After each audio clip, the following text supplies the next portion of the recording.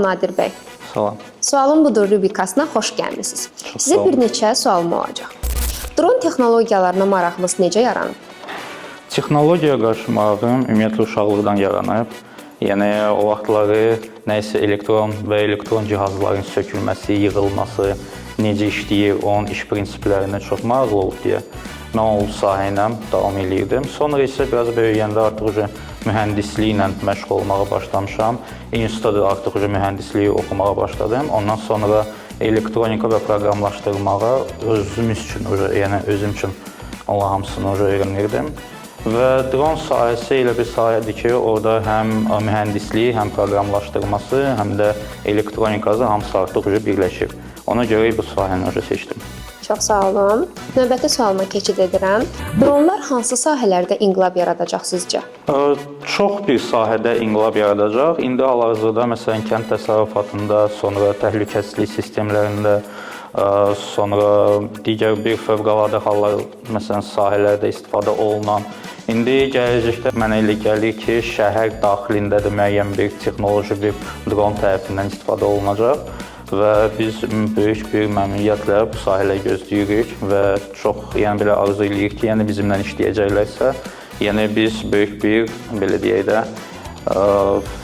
dəstək olarıq bu sahələrə. Çox sağ olun. Növbəti sualıma keçid edirəm.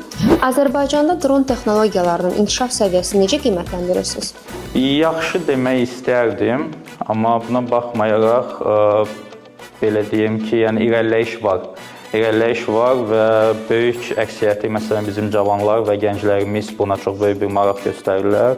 Bu çox sevindirici bir haldır və buna baxmayaraq müəyyən bir sahələr var, məsələn, istehsal sahəsi və proqramlaşdırma sahəsi, hansı ki, dronlar üçün çox vacibdir. Onlarda isə böyük bir potensial var və gözlənilir ki, onlar da çox böyük inkişaf eləyərlər. Çox sağ olun. Dronla bağlı ən maraqlı təcrübəniz nə olub? Əslində elə təcrübələrim çoxdur, amma ilk təcrübəm, mən ilk pilot şopardı hazırlayandan sonra çətin ərazidə və çətin hava şəraitində onun testlərini eləmək, və testlərin uğurlu keçməsi mənim üçün çox xoş bir xatirələrdir. O texniki baxımdan və plus emosional baxımdan mənim üçün çox dəyərlidir. Gənclərə bu sahədə başlamaq üçün hansı məsləhətləri verərdiniz?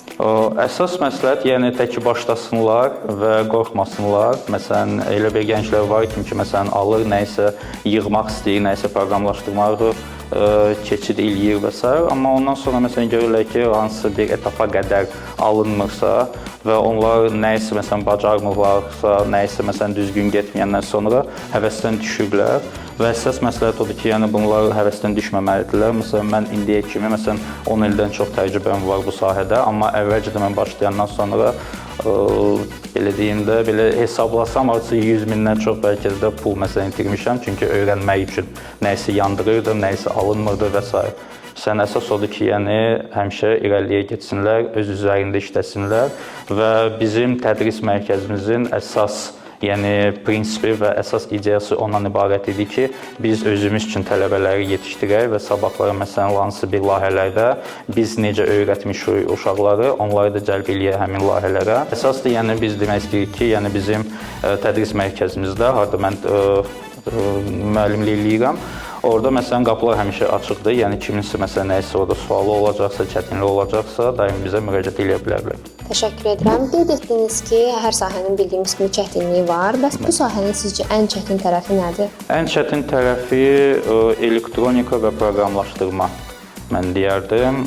Çünki elektronika hamı elektrika ilə biraz səs salırlar. Biri var sadəcə elektron cihazların məsələn təmirini eləmək və s.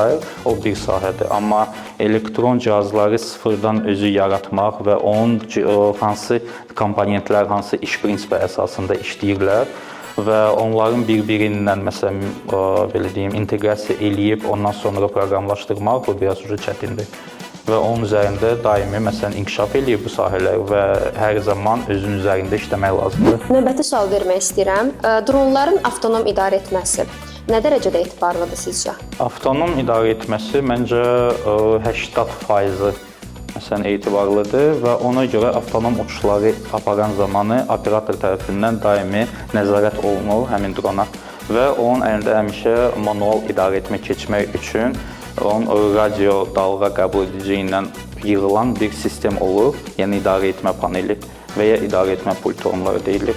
Və onlar daimi operatorun əlində olur və nəsə bir nasazlıq olanda və ya məsələn GPS itkisi olanda, məsələn bağlı bir ərazidə uçurdursa və ya döyüş bölgəsinin yaxınlığında uçurdursa və s. orada avtomatik olaraq jamming sistemlər var və ya məsələn Bakının daxilində hardasa uçsa tutaq ki, məsələn Milli Məclisin ətrafında və s. orada avtomatik olaraq xüsusi belə sistemlər işə salınacaq və onun GPS-i və idarəetməsi itəcək. O zaman operator daimi ona nəzarət etməlidir və GPS siqnalları itəndən sonra avtomatik olaraq onu keçməlidir onun manual rejiminə və əllə idarə etməklə dronu təzədən qayıtmalıdır dala. Çox sağ olun. Dronların hərbi və mülki istifadəsi arasında hansı fərqlər var? Hərbi sahəsində biraz daha mürəkkəbdir, daha belə deyim, standartlara uyğun yığılmalıdır. Çünki hərbi sahəsində çoxlu, yəni daimi gündən-günə bunlar inkişaf edirlər, antidron sistemlərindən sonra radar sistemləri və s. Və orada standart olaraq məsələn mülki dronun olan pilot uçuş aparatı gedib hərbi bölgəsində uçurda bilməyəcək. Çünki artıq onun idarə etmə protokolları və onun idarə etmə alqoritmləri artıq open source-da, internetdə açıq-aydın verilir. Və ilk olaraq radar sistemləri hərbi olan zonalarında avtomatik olaraq həmin sistemləri və həmin alqoritmləri və əlaqə protokolları bloklayır. Və ona görə bizim dronlar məsələn orada mülki olan dronlar orada artıq fəaliyyət göstərməyəcək. Amma hərbi olan pilot aparatlarında orada xüsusi sensorlardan və xüsusi alqoritmlər istifadə olduğuna görə və onun xüsusi əlaqə protokollarını istifadə etməsinə görə radar onu oxumaya bilər. Tutaq ki, məsələn, təsəvvür eləyin ki, siz məsələn bir dildə də, siz Azərbaycan dilində danışırsınız, amma kimsə məsələn yaxınızda gəlir, onu ərəb dilində danışır. Məsələn, kimsə sizin yanınızda Azərbaycan dilində danışırsınız, siz avtomatik olaraq onu başa düşərsiniz və o söhbətə məsələn müdaxilə eləyə bilərsiniz. Amma ərəb dilində danışsalar, siz onun dili bilmirsiniz deyə avtomatik olaraq siz onu müdaxilə eləyə bilməyəcəksiniz. Eyni iş prinsiplə burada da radarlarla dronlara qarşı işləyirlər. Yəni onlar onun əlaqə protokollarını biləndən sonra müdaxilə eləyib onu belə deyim, xəta siqnalları göndərə bilər. Yəni dron bizdən qəbul eləyir, bizim əlaqə protokolun vasitəsilə bizim siqnallarımızı qəbul eləyir ki, ev nöqtəsi buradadır, operator bu tərəfdədir, mən də isə uçuram bu tərəfə. Amma əlaqə protokoluna kimsə hansısa bir radar və ya düşmən tərəfindən ora müdaxilə eləyibsə, avtomatik olaraq onu yalançı siqnallar göndərə bilər ki, əslində sənin evin məsələn A nöqtəsində deyil, B nöqtəsindədir. Və o zaman dron səhv kimi onu qəbul eləyəcək və gedib məsələn A nöqtəsinə getməyəcək, gedəcək B nöqtəsinə, yəni düşmənin əlinə düşəcək. Təşəkkürlər. Sənaye və tikinti sahələrində dronların tətbiqi sizcə gələcəkdə necə genişlənəcək? Məncə çox genişləyəcək, çünki indidən başlayır bunlar genişlənməyə. Məsələn, Gəncədə orada müəyyən bir karyer zonalarında var, hansı ki, məsələn, dron sahəsində dronla ora mühafizəçilik olunur. Plus da əlavə olaraq tutaq ki, orada kamazlar məsələn boş girirlər, sonra dolu çıxırlar. Dron vasitəsilə onların məsələn monitorinq işləri aparılır. Məsələn, tutaq ki, neçə ton yük oradan çıxarılır və ya məsələn boş çıxıb yoxsa dolu keçib və s. Plus əlavə olaraq məsələn binaların və fasadların yığılması ilə bağlı məsələn bizdə indi xaricdə çoxdan onlar inkişaf eləyiblər. İndi bizdə yavaş-yavaş keçirlər. Fasadları və binaların üst tərəfini dronlarla yığılması ilə bağlı. Çox sağ olun. Azərbaycanda dron texnologiyaları üzrə təhsil imkanlarını necə qiymətləndirirsiniz? Biraz zəif.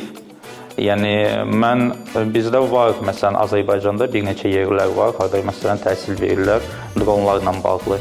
Və o dronlarla bağlı təhsillər verəndə mən master klassları orada keçirdilər. Mən də maraq üçün gedirdim ora. Maraq üçün gedirdim, baxırdım və mən qane eləmirdim. Məsələn, bunlar nə formada onlar öyrədirlər və ya məsələn nə formada məlumatları verirlər. Yəni məlumatları versələr belə, yəni tam məlumatları verilsə, yəni nə kitabda yazılıb, elə onu da danışırlar. Məsələn, bu formada. Ona görə yəni biz də İnnovate Tədris mərkəzimizi açmışıq ki, orada düzgün bir qaydada öyrədik. Gələcəkdə dronlarla bağlı hansı peşələr ön plana çıxacaq sizcə? Adətən məsələn ən çox peşə istifadə olunan məsələn dron operatorluğu, məsələn orada harasa gedib kinoların çəkilişi və toyların çəkilişi də bizdə tez-tez istifadə olunur. Sonra peşələr olacaq, hansı ki məsələn indi hal-hazırda alpinistlər çıxırlar, binaları yuyurlar, bayaqlar dediyi kimi. Orada məsələn binaların fasadlarının yuyulması ilə bağlı məsələn alpinistlər qalxırlar. Bunların həm həyatı riskdir, həm də bunlar çox çətin bir işdir. Amma dron bu işi asanlıqla əvəzləşdirilir və dronla məsələn artıq cəmi bir nəfər bir dronla bütöv bir binanı yuya bilər rahatlıqla. Çox sağ olun. Təşəkkür edirik Nadir bəy təklifimizi qırmayıb gəldiyiniz üçün. Çox sağ olun. Bu günlük bu qədər.